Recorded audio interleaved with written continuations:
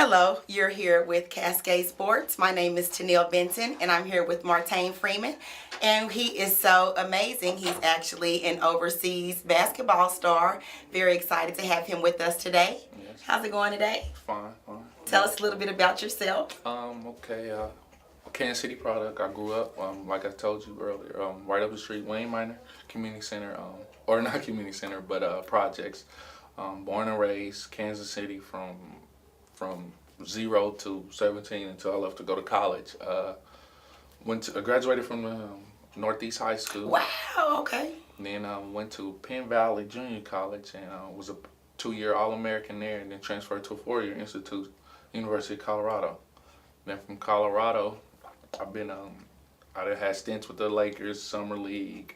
I've been overseas for 7 years. I have a younger brother who I paved the way for that was drafted actually to the NBA by the Spurs. Marcus Demon, who is currently now in Turkey, developing to come back to the Spurs. So That is so amazing. this is my neck of the woods.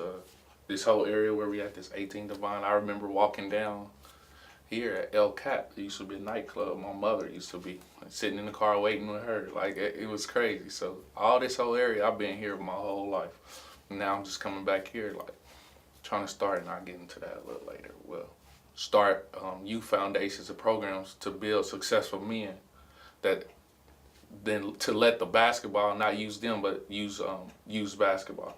You know what I mean? Like, That is so amazing. now where they go and then after basketball they don't have nothing to do, fall on bad times or this and that, but to use them with the college degrees and being successful men and then doing the same thing that I want to do, that I'm doing with them to other kids. To pay it forward. Tell us about some of the countries you played in overseas. Okay, the first country I was in was France. France was my first year. So this was a crazy story. I was playing football. What? I was basketball season that ended. In the preseason, we do a lot of testing, like how fast you run, how high you jump, et cetera, et cetera. And my tests throughout the whole school were so fast and the highest that the football coach came to me because of my size and said, play football. So I started playing spring football or whatever and whatnot, but at the same time, basketball had just ended for me. And while I was playing spring football, I got a deal to go to France to play professional basketball. So I went to my football coach at the time, Dan Hawkins, and he was like, to tell him, hey, I don't want to play football anymore. I know you gave me a chance to come over from basketball, but let me go and play football. You gave me a chance to come play football. I want to go play basketball professionally. It's like, kid, go chase your dream or whatever. Wow. So I left that and I went overseas. Graduated on May 12th, 2006 from University of Colorado.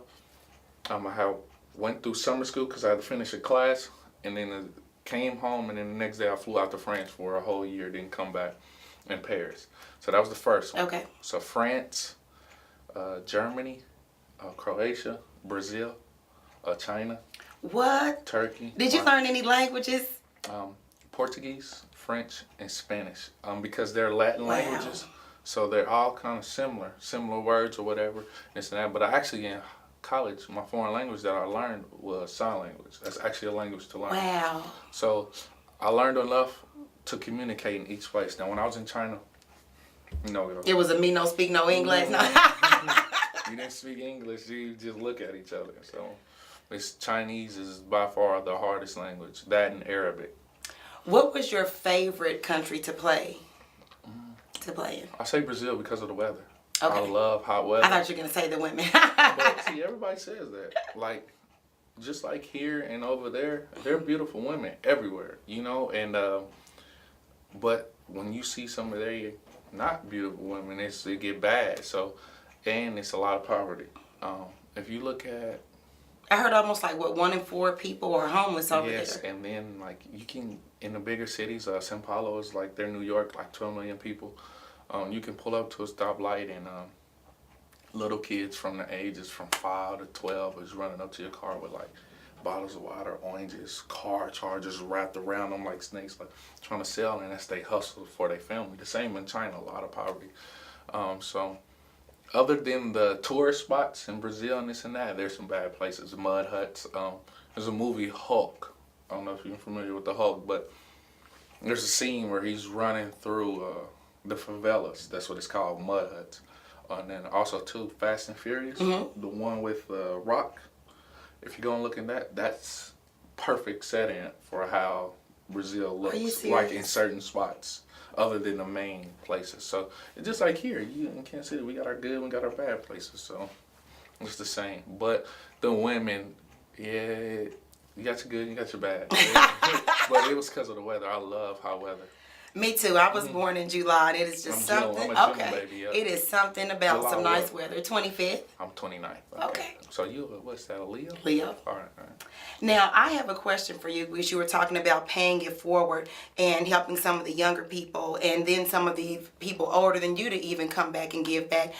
What do you encourage young people to do if they want to get into sports, whether it's basketball, football? What are some things that they can start doing now at a young age, 3, 4, 5, or is there an age that you're supposed to start? Can you start at 12 or 15 and really be an NBA player, or do you have to start at 4 and 5? My advice today, anything, you have to develop a love for something. Like, if you don't have the love, don't do it. Like, I'm not gonna. Whenever the day I have children, I'm not gonna force them. If they want to do this, they do it. If they want to be a popcorn maker, then do it. Like, you have to develop the love for it. So, at that age, myself, we had community centers growing up, and that's one of the main things missing now. I had Wayne Minor Community Center, we had Clymer Community Center in T. Watkins, and we had Gregg Center, which is right here. So we had those 3 community centers to go to every single day, and I would go every single day after school and play ball, all sports, year round. And just what it was. Actually, my first love was football. But basketball was about giving me a free education, and I loved it, you know. So the kids. So you got a full ride when you went to Colorado? I didn't pay a dime. High five. I don't owe them dime for. I got a scholarship to Penn Valley Community College, and then I got a scholarship to University of Colorado. That is so amazing. They actually gave me money for a stipend for living. So that means you actually had good grades. Oh yeah, easy. Never been, even when I was right up the street, I graduated from Northeast. I knew without the grades, and I'm one of the ones that know that, you know, like out of my circle, all my friends and buddies just want to tread water and play with that 2.0 or 2.5, whatever that grade average was. I'm not playing no games. So it's 3.3. I think the lowest I've ever had in high school was like a 3.1. That is fantastic. You know what I mean? And that was me taking it easy, like chilling. So I always knew that education, like, it wasn't just no key, and that's what I want to present to this younger group in the area, because they go to college or getting ready to go to college and they don't even have ACT or SAT scores to prepare themselves for the next level. And it's not introduced to them till junior, senior summer. When other people have been practicing for this since middle school. 8th grade summer, freshman year coming in, taking it right away to see where they at so they can prepare for it for him. So those type of things is like, that's the problem, just making them aware. That's the problem. And then being for me that somebody that quote unquote come from their cloth, they can trust me. So they know I'm not just blowing smoke, you know? And then this is what you want to do. It ain't sitting on the bar, because what you always hear is NBA, everybody ain't going to the NBA, blah, blah, blah, this and that. But there are places for you to go, and there's things for you to do to be a successful person financially and set your families up for it later.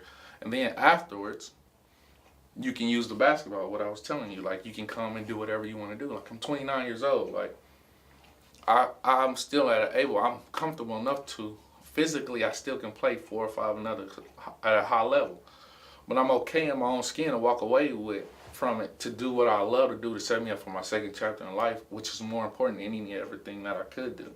And that's pay the way and pay the way for others and help others, because that's what we're here for. Credit. Did you grow up in a 2-parent home, or was it just you and your mom? My father died when I was in my mother's stomach.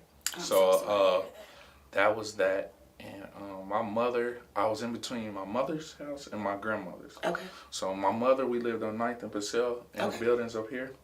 And my grandma was in Wayne Minor. So I was back and forth in between those houses. And then in like 13, 14, fell on hard times and I was by myself. I had support myself. I used to stay in Rochester. It's a hotel, old hotel where dope fiends or smokers used to stay. and it was $19 a night. And I used to, like, my hustle was gambling. So at the age of 13, 14, I would hustle and gamble and get up, go to school like it was nothing from Rochester. Finally got wave of it through my family or whatever, and then I went back to my grandmother's or whatever. But in that means and out of that hustle, I knew not to touch drugs or I don't drink. So to that, because that's the downfall of everything around me. Now I know, like when I went to college, it was different for them. Like alcohol was like a party too. So it's different from different folks. So I don't have any struggle getting it. It just was for me because it was a downfall where I come from. So yeah, and then so that was the deal. Between my mother and my grandma, and then myself, for about a year, and then I've been with my cousin, older brother, this and that. But I've always had a good support system, some way, you know. And listening to you talk, it really seems like it's not the skill, but it's the will, because anybody can be taught to do anything. It's decisions what you gonna make from it. So yeah, it's all about, you can do everything and raise a kid right and this and that, and still decisions at the end of the day, if he wasn't raised right or if he was, you know. Now, had I had more structure or this and that, be farther along ahead in life, but yeah, I choose that. But we put in this situation beforehand, so it's every life is about little tests that God puts us through. And I think it's about how we pass the test. It's not even about getting an A on the test. It's just about, can you pass the test? I agree. And anything that you would want to tell a young person that is thinking about pursuing whatever it is that they think they may dream about, but feel like, oh, well, I live in the projects, or I may not be the smartest, is no, not an option? Nah, not at all. Like, anybody that's great have been told no a million times. The greatest basketball player, Michael Jordan, has been told no a million. You know, that story, he didn't get cut from there. I mean, but he's just not the only one. Martin Luther King, Gandhi, Malcolm X, everybody's been told no. So you just can't accept it if you believe it. I've been told no. I didn't even play. I went to Southeast my freshman and sophomore year. I didn't even play basketball for them. I was like the 13th, 14th person on a team of 10. You know, they had no thoughts. When I transferred to Northeast, I said, I'm going to kill Southeast. And then you see what happened. And then I wasn't the best in high school from around here, but from college to now, still holding that fort. You know, anyone you can say or you can ask, arguably, I'm still the top player individually in the city. You know what I mean? And still can play on a high level with anybody. And there's people that have surpassed me that went to a higher level or played at a higher level in the NBA or had a chance, but still not a better player than me, because still at the end of the day, it's who you know and what you know. Right time in the situations and things like that. And I can go down and listen and call it out from NBA guys that we see on TV to this day that I've been playing since I was a kid or this and that. So no is definitely not acceptable. It's what you believe and what you think. Like, I don't accept that at all. Me either. On a low end to a high end, what is the average salary overseas? Okay, so there's 2,700 teams over there. People think overseas is just... But I thought how can you have that many teams when it's only 196 countries? So I'm going to tell you something. This is where it comes from. So think about it like this, okay? We have different levels. You have a first level, second, third. Basically, it's 3 levels that's called pro, basically. And then you have all these countries. So I was in France, right? And the top level in France has 18 teams. Out of the 18 teams that's on the first team in France, this is just the country of France. They have a second division team that has 18 teams, and a third division team has 18 teams. So we got 18, 36. So we got 54 teams, right? The 54 teams that's just in France professionally there. And then you got all these other countries. You got France, you got Germany, you got Croatia, Spain, Italy, Greece. It's just everywhere there's teams in a certain amount of divisions. And then you have the Euro League, which is the top 64 teams of all of Europe. So just imagine this. We in the States, in all of the states. We in the States, and Missouri has 3 different levels, 54 teams. Kansas has 54 teams. Colorado, Texas, this and that. You know what I mean? So each team with these different levels, that's why it's so many teams. So when people say you play overseas basketball, they always think, oh, do you know such and such? Nah, such and such can be I'm in France playing, or wherever I might be in Germany, they can be in Indonesia, somewhere that ruler. And then the money you can make from over there, you can go, some people go to play basketball overseas, which is crazy to me. They go and play for $1,000 to $2,000, $2,500 a month, tax free, nothing, this and that. And that's just to say you play overseas or survive, because my degree, I can make at least $50,000-$60,000 coming out of college. Tell us what your degree is in. My degree is in sociology. Wow. I wanted to do it in, actually it is journalism, mass communications, but when your major is that in college, we miss too much school, traveling on the road. Right. I had to be there to do formal things like this, to be behind the camera, to learn the different texts and things and what to ask and whatnot. I had to be there. I couldn't miss that. So I had to pick a degree where you could be flexible and travel. Yeah, where I can do it more so at my pace. I'd had to be more so hands-on, because communication is the key. You can't. You got to be there to communicate. Yeah, exactly. I have to be there. So that was one of the things. So that was one thing I don't have regrets about or nothing in life, but I wanted to do this so bad. I love. Well, you still can. You can come here and work with us. Well, if they extend it, I definitely will, because I'm here now. I'm home, and I'm starting these different things, and it'll be great because I can use my media outlet for them. You know what I mean? Because that's y'all are the most power. You're on TV. You know what I mean? People, when they see you on there, it's like, oh, no, I see you. And kids look up to that. And you gotta, so now. I'm learning that. I think some people call me a role model, that I have to be an example. Exactly. I didn't know that, so I'm definitely working on that. Man, people, when you in that position, it's easier to influence people. So I know how to play that basketball card. I know how to play that. You know what I mean? And now I got them in my hand. Now what I'm going to do with it? Teach them the right way. Like, okay, how to go about it instead of abusing it. You know what I'm saying? Do you have any last words for our guests and our viewers? I don't know. I don't really do. It's really now. At first, it started off like an interview, but I forgot. I know. Yeah. That tends to happen here. Yeah. Well, my last words would be, and if anything, I have a saying. I gravitate to like good people.